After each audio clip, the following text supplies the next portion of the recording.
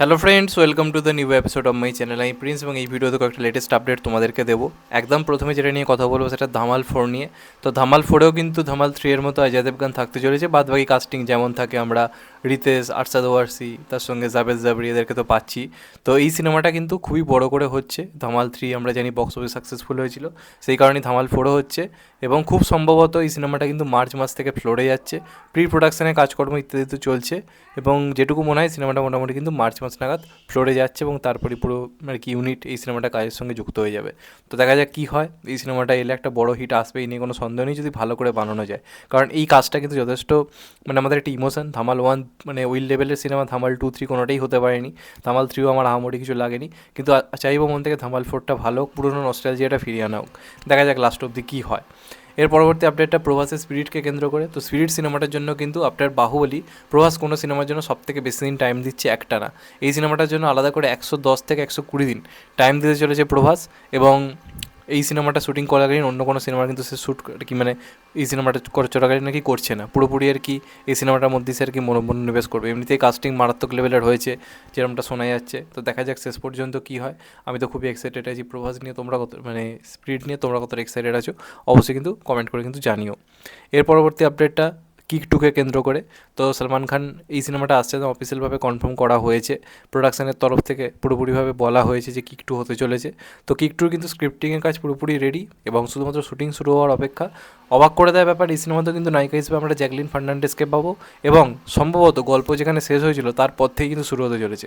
মানে নতুন কোনোভাবে নতুন কোনো গল্প তা কিন্তু এটার সঙ্গে সঙ্গে মানে হচ্ছে না, পুরোপুরি আগের গল্পটার পরের গল্পই হবে, এবং ডেভিল হিসেবে আমরা সলমান খানকে এখানে কিন্তু পেতে চলেছি, যেটা একটা বিরাট বড় ব্যাপার। তো এখন সিকান্দার নিয়ে পুরোপুরি ব্যস্ত। সিকান্দারের সমস্ত কাজকর্ম মিটে গেলে সলমান খান কিন্তু আপকামিং পুরোপুরি কিক 2 জন্য নিজেকে রেডি করছে, আর এই সিনেমার নায়িকা জ্যাকলিনই হচ্ছে। তো আজকের দিনে দাঁড়িয়ে জ্যাকলিন নায়িকা হওয়া কি ঠিক, নাকি অন্য কাউকে নেওয়া যেত, নাকি নস্টালজিয়া ভ্যালুর জন্য যেহেতু গল্প তার পর থেকে শুরু হচ্ছে সেক্ষেত্রে ঠিকই আছে? তোমাদের এটা নিয়ে কী মত অবশ্যই কিন্তু কমেন্ট করে অবশ্যই জানাতে ভুলো না। এর পরবর্তী আপডেটটা এসআরকের কিংকে কেন্দ্র করে। তো এটা সংক্রান্ত বেশ কিছু আপডেট উঠে এসেছে। প্রথম আপডেটটা, এই সিনেমাটা কিন্তু ইউরোপে বেশ কিছুদিন ধরে কিন্তু শ্যুটিং হবে। সেখানে বড় স্কেলে কিছু অ্যাকশন মানে সিকোয়েন্স শ্যুট করা হচ্ছে, এবং বলা হচ্ছে যে আগের যে কাজগুলো এসআরকের এসছে তার থেকে অনেক বেশি অ্যাকশন এই কাজটাতে কাজ থাকতে চলেছে, এবং এসআরকে প্রচণ্ড ভায়োলেন্স আমরা এই সিনেমার মধ্যে করতে দেখব। এছাড়া অভয় দেওয়াল থেকে শুরু করে অভিষেক বচ্চন থেকে শুরু করে আরও অনেকেই সিনেমার কাস্টিংয়ে যুক্ত হয়েছে। তাদেরকে খুবই একটা অন্যরকম ক্যারেক্টার করতে দেখবো, হয়তো তাদের কেরিয়ারও পাল্টে যেতে পারে, এমন চরিত্র তাদেরকে দেওয়া হয়েছে। এবং এই সিনেমায় কিন্তু এসআরকের বিপরীতে একজন নায়িকাও থাকতে চলেছে। কে নায়িকা এখনও ফাইনালি কিছু কনফার্ম হয়নি, দেখা যাক শেষ পর্যন্ত কে নায়িকা হয়। আমি তো খুবই এক্সাইটেড রয়েছি নায়িকা নিয়ে। তোমাদের কি মনে হয় আজকে দিনে দাঁড়িয়ে এসআরকের নায়িকা পারফেক্টলি কাকে মানাবে? দীপিকাকে আমি চাই না, কারণ দীপিকাকে পরপর জওয়ানে পাঠানে দেখেছি। এবার একটা ফ্রেশ জুটি আমরা চাই। তো সেক্ষেত্রে কে হলে আই থিঙ্ক বেটার হবে। একটু বয়স্ক ক্যারেক্টার এখানে এসআরকে প্লে করছে, সেক্ষেত্রে যদি কাজলকে নায়িকা করা হয় কেমন হয়? মানে সেক্ষেত্রে ক্যারেক্টারটা কিন্তু একটু এজেড ক্যারেক্টার এখানে হতে চলেছে। তো দেখা যাক লাস্ট অবধি কী হয়। তোমাদের এটা নিয়ে কী মত অবশ্যই কিন্তু কমেন্ট করে জানিও।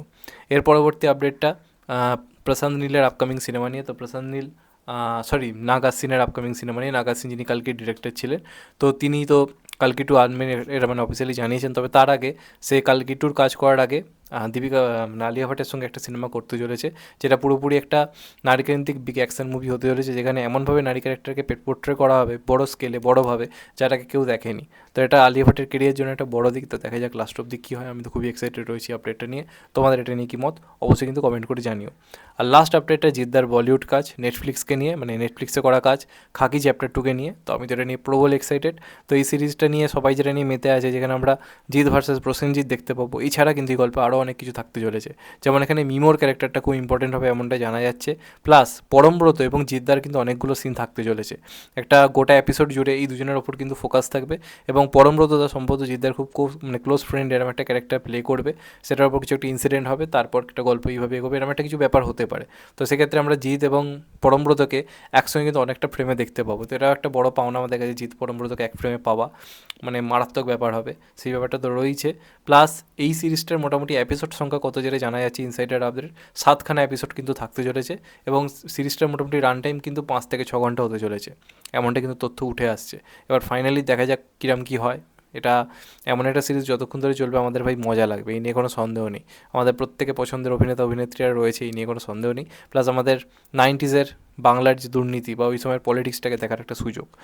তো দেখা যাক লাস্ট অব্দি কী হয়, আমি তো খুবই এক্সাইটেড রয়েছি এটা নিয়ে। তোমরা কত এক্সাইটেড অবশ্যই কমেন্ট করে জানিও। চ্যানেলটা নতুন হলে চ্যানেলটা সাবস্ক্রাইব করে দিও অ্যান্ড কেটে দেবে লাইকন। ভালো থেকো সবাই, টেক কেয়ার, নমস্কার, আবার দেখা হবে। ভালো থেকো সবাই, টেক কেয়ার।